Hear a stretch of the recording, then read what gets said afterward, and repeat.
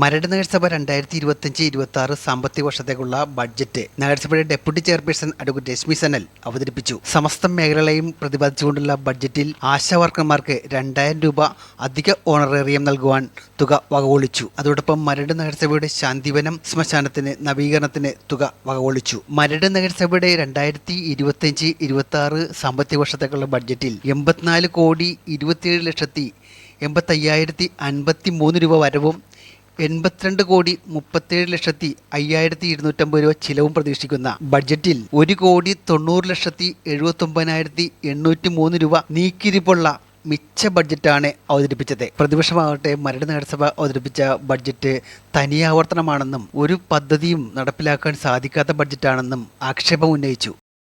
പ്രിയപ്പെട്ട കൗൺസിലർമാർ, നഗരസഭാ സെക്രട്ടറി, വിവിധ വകുപ്പ് മേധാവികൾ ഉൾപ്പെടെയുള്ള നഗരസഭ ജീവനക്കാർ, മാധ്യമ സുഹൃത്തുക്കളെ, പ്രിയമുള്ളവരെ, മരട് നഗരസഭ കൗൺസിലിൻ്റെ 2024-25 പുതുക്കിയ ബഡ്ജറ്റും ധനകാര്യ സ്റ്റാൻഡിംഗ് കമ്മിറ്റി അംഗീകരിച്ച 2025-26 മതിപ്പ് ബഡ്ജറ്റും ബഹുമാനപ്പെട്ട നഗരസഭാ കൗൺസിലിൻ്റെ അംഗീകാരത്തിനായി ഏവരുടെയും അനുമതിയോടുകൂടി നഗരസഭാ ഡെപ്യൂട്ടി ചെയർപേഴ്സണായി ഞാൻ അവതരിപ്പിക്കട്ടെ.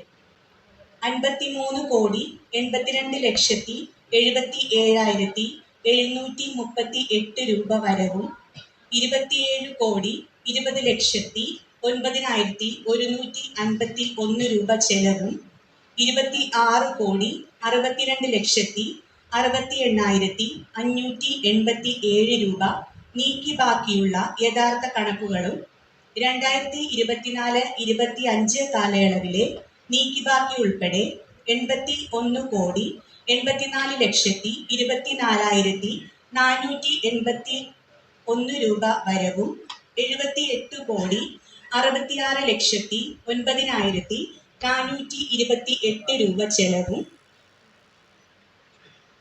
3,18,15,053 രൂപ നീക്കി ബാക്കിയുമുള്ള പുതുക്കിയ ബഡ്ജറ്റും 2025-26 കാലയളവിലെ 3,18,17,53 രൂപ ഓപ്പണിംഗ് ബാലൻസും 81,09,70,000 രൂപ തന്നാണ്ട് വരവും ഉൾപ്പെടെ 84,27,85,053 രൂപ വരവും 82,37,5,250 രൂപ ചെലവും 1,90,79,803 രൂപ നീക്കി ബാക്കിയുമാണ് പ്രതീക്ഷിക്കുന്നത്.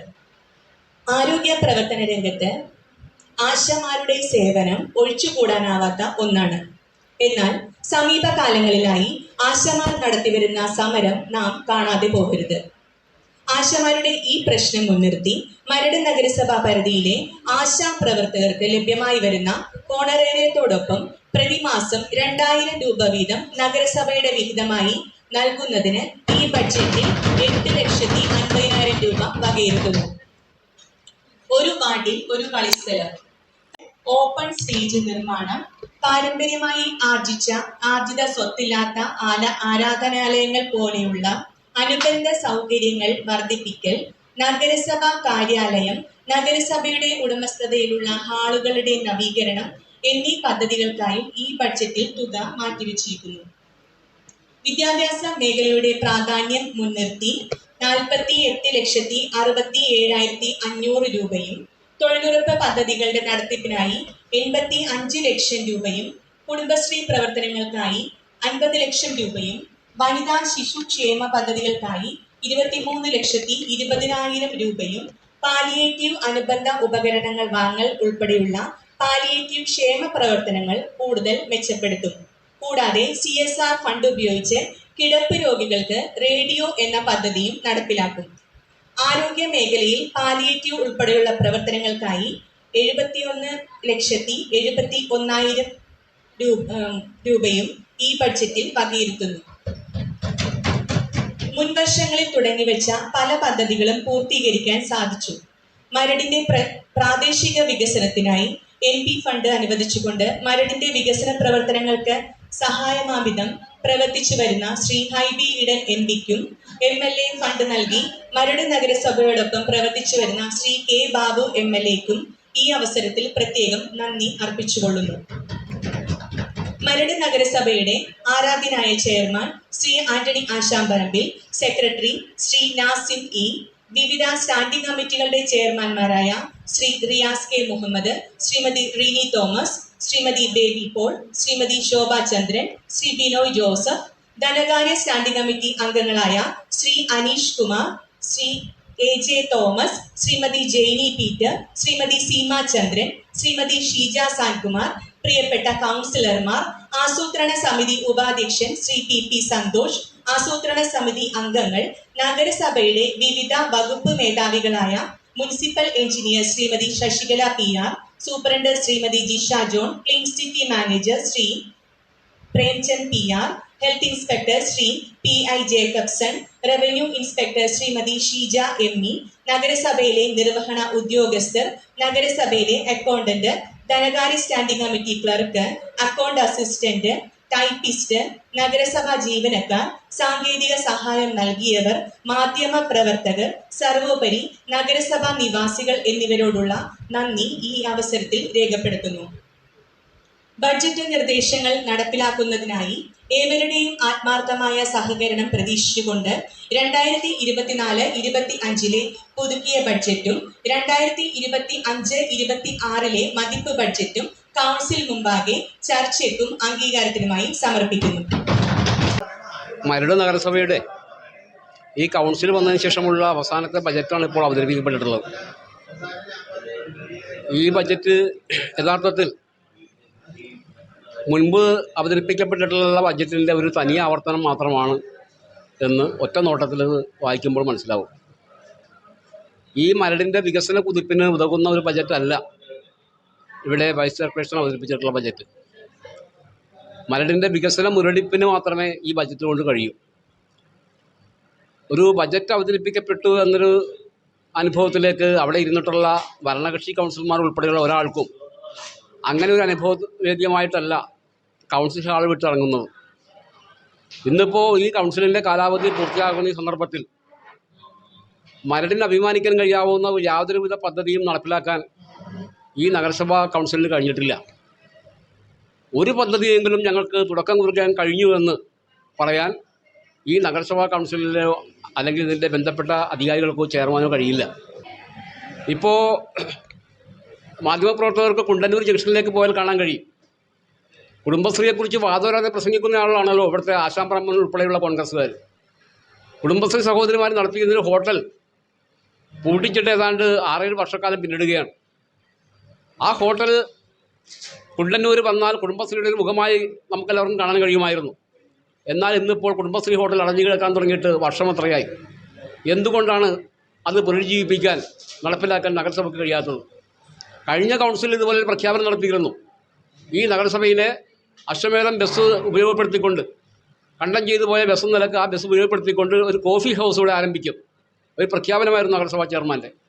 ആ പ്രഖ്യാപനം നടത്തിയപ്പോൾ തന്നെ ഞാൻ പറഞ്ഞിരുന്നു, അതിൽ നിന്നൊരു കാപ്പി കുടിച്ചിട്ട് ഇവിടെ ഇറങ്ങിപ്പോകാൻ കഴിയുമോ എന്ന് കൗൺസിൽ യോഗത്തിൽ ഞാൻ തന്നെ ഒരു സംശയം പറഞ്ഞിരുന്നതാണ്. കടലാസ് രേഖയാണ്. അതിന് മുൻപത്തെ ബജറ്റിൽ പ്രഖ്യാപിച്ചിരുന്നു കുണ്ടന്നൂർ കണ്ണാടിക്കാട് മുതൽ മരട് വരെ നാഷണൽ ഹൈവേയുടെ ഓരത്ത് ഒരു വാക്ക് വേ ഞങ്ങൾ നിർമ്മിക്കും. ആന്റണി ആശാമ്പറമ്പിൻ്റെ പ്രഖ്യാപനമായിരുന്നു.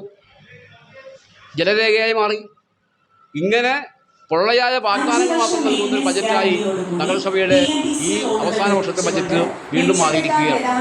ഇവിടെ വലിയ തോതിൽ എടുത്തു കാണിക്കുന്ന ഒരു പ്രഖ്യാപനം ആശാ വർക്കർമാർക്ക് 2000 രൂപ ഓണറേറിയം കൊടുക്കുമെന്നൊരു പ്രഖ്യാപനമാണ്.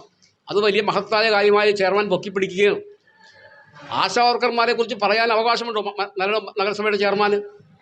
നമുക്കെല്ലാവർക്കും അറിയാം, കോവിഡ് കാലമെന്ന് പറഞ്ഞാൽ നമ്മുടെ നാടാകെ വിറങ്ങലിച്ചു നിന്ന സന്ദർഭത്തിൽ സ്വന്തം ജീവൻ പോലും പണയപ്പെടുത്തിക്കൊണ്ട് പ്രവർത്തിച്ച ആശാ വർക്കർമാരെയും ആരോഗ്യ പ്രവർത്തകരെയും നമുക്ക് മറക്കാൻ കഴിയില്ല. അങ്ങനെയുള്ള ആശാ വർക്കർമാർക്ക് ഒരു സാനിറ്റൈസർ വാങ്ങിച്ചു കൊടുക്കാൻ, 2 ജോഡി ഗ്ലൗസ് വാങ്ങിച്ചു കൊടുക്കാൻ കഴിയാതിരുന്ന നഗരസഭാ ഭരണാധികാരിയാണ് ഇപ്പോൾ അവർക്ക് 2000 രൂപ ഓണറേറിയം കൊടുക്കുമെന്ന് പറയുന്നത്. ഇത് പറ്റിക്കലാണ്, ഇത് കബളിപ്പിക്കലാണ്, ഇത് കൊടുക്കാൻ വേണ്ടിയുള്ളതല്ല. ഇത് ഈ ആശാ വർക്കർമാരുടെ സമരത്തെ മുൻനിർത്തിക്കൊണ്ട് ഇങ്ങനെ പ്രഖ്യാപനം നടത്തുമ്പോൾ ആശാമ്പറമ്പിൻ്റെ നേതാവ് INTC സംസ്ഥാന കമ്മിറ്റിയുടെ പ്രസിഡന്റ് ശ്രീമാൻ ചന്ദ്രശേഖരൻ ഈ ആശാവർക്കർമാരുടെ സമരത്തെ അനുകൂലിക്കുന്നുണ്ടോ? കോൺഗ്രസ് അംഗീകരിക്കുന്നുണ്ടോ? അപ്പോൾ ആ നിലയിൽ കലക്കവളത്തിൽ മീൻ പിടിക്കാൻ കിട്ടിയ ഒരു അവസരം എന്ന നിലക്ക് 2000 രൂപ കൊടുക്കുമെന്നുള്ള പ്രഖ്യാപനം ശുദ്ധ തട്ടിപ്പാണ്.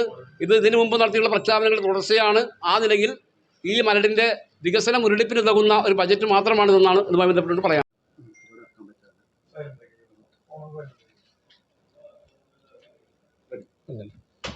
പ്രതിപക്ഷത്തെ സംബന്ധിച്ചിടത്തോളം ഏത് ബഡ്ജറ്റ് വരുമ്പോഴും അവിടെയെല്ലാം പ്രതിപക്ഷം ഇങ്ങനെ തന്നെയാണ് സംസാരിക്കുന്നത്. നമുക്കറിയാം, നമ്മുടെ സംസ്ഥാനത്ത് 9 വർഷമായി ഈ പറയുന്ന ബഡ്ജറ്റ് പിണറായി സർക്കാർ നടത്തുന്നത്. പക്ഷേ ഏതെങ്കിലും ഒരു പദ്ധതി ഈ ബഡ്ജറ്റിൽ പറഞ്ഞിട്ടുള്ളത് നമ്മുടെ സംസ്ഥാനത്ത് നടന്നതായിട്ട് ആർക്കെങ്കിലും പറയാൻ സാധിക്കില്ല. അപ്പം നഗരസഭ അങ്ങനെയല്ല, നഗരസഭ ആ രീതിയിലല്ല. നഗരസഭയെ സംബന്ധിച്ചിടത്തോളം ഈ പറയുന്നത് പോലെ ബഡ്ജറ്റിൽ പറയുന്ന കാര്യങ്ങൾ വളരെ കൃത്യമായി നഗരസഭ നടപ്പിലാക്കിയിട്ടുണ്ട്. ഇതിനു മുമ്പ് ഈ ഭരണസമിതി അധികാരത്തിൽ വരുമ്പോൾ നഗരസഭയെ സംബന്ധിച്ചിടത്തോളം പദ്ധതി നിർവഹണത്തിൽ നഗരസഭ 40-ാം സ്ഥാനത്തും 45-ാം സ്ഥാനത്തുമായിരുന്നു. അപ്പോൾ അത് കഴിഞ്ഞതിന് ശേഷം സംസ്ഥാനത്ത് ഈ മരട് നഗരസഭ 2-ാം സ്ഥാനത്തും ജില്ലയിൽ 1-ാം സ്ഥാനത്തും പല പ്രാവശ്യം നഗരസഭയെ കൊണ്ടുവരാൻ സാധിച്ചിട്ടുണ്ട്. അതുപോലെ തന്നെയാണ് മാലിന്യ സംസ്കരണ രംഗവുമായി ബന്ധപ്പെട്ട് ഈ നഗരസഭ അധികാരത്തിൽ വരുമ്പോൾ 33 വാർഡിൽ ഈ പറയുന്ന ഹരിതകർമ്മസേന അംഗങ്ങൾ 7 വാർഡിൽ മാത്രമാണ് ഹരിതകർമ്മസേന അംഗങ്ങൾ ഉണ്ടായിരുന്നത്. ഇന്ന് 33 ഡിവിഷനിലും ഹരിതകർമ്മസേന അംഗങ്ങളെ വളരെ സജീവമാക്കി അവർക്ക് വേണ്ട എല്ലാ അടിസ്ഥാന സൗകര്യങ്ങളും ഒരുക്കി കൊടുത്തുകൊണ്ട്, കാരണം മിനി MCFകൾ, MCFകൾ, അവർക്ക് വേണ്ട മുച്ചക്ര വാഹനങ്ങൾ, അത് കൊണ്ടുപോകാൻ പറ്റുന്ന ഈ ഓട്ടോകൾ, അതിലും വലിയ ലോറികൾ, ഇതെല്ലാം കൂടാതെ മരട് നഗരസഭയുടെ നേതൃത്വത്തിൽ തന്നെ നിലവിലുണ്ടായിരുന്ന RRF അതിൻ്റെ നിർമ്മാണം പൂർത്തീകരിച്ചുകൊണ്ട് അന്ന് ഉദ്ഘാടനം ചെയ്യുകയും കഴിഞ്ഞ ദിവസം കൺവെർ സിസ്റ്റമുള്ള ആധുനിക സജ്ജീകരണങ്ങളുള്ള RRF കഴിഞ്ഞ ദിവസമാണ് ബഹുമാനപ്പെട്ട കളക്ടർ ഉദ്ഘാടനം ചെയ്തത്. അപ്പോൾ നഗരസഭയിൽ മാലിന്യ സംസ്കരണവുമായി ബന്ധപ്പെട്ട് 2 RRF ആണ് ഇപ്പോൾ പ്രവർത്തിക്കുന്നത്. അപ്പോൾ മാലിന്യ സംസ്കരണ രംഗത്ത് അന്ന് പ്ലാസ്റ്റിക് മാത്രം എടുക്കുന്ന സ്ഥലത്ത് ഇന്ന് ജൈവമാലിന്യങ്ങൾ ഒഴികെ മുഴുവൻ മാലിന്യങ്ങളും നഗരസഭ വളരെ കൃത്യമായി മുൻകൂട്ടി പ്രഖ്യാപിക്കുന്ന കലണ്ടർ പ്രകാരം ഞങ്ങൾ നടപ്പിലാക്കുകയാണ്.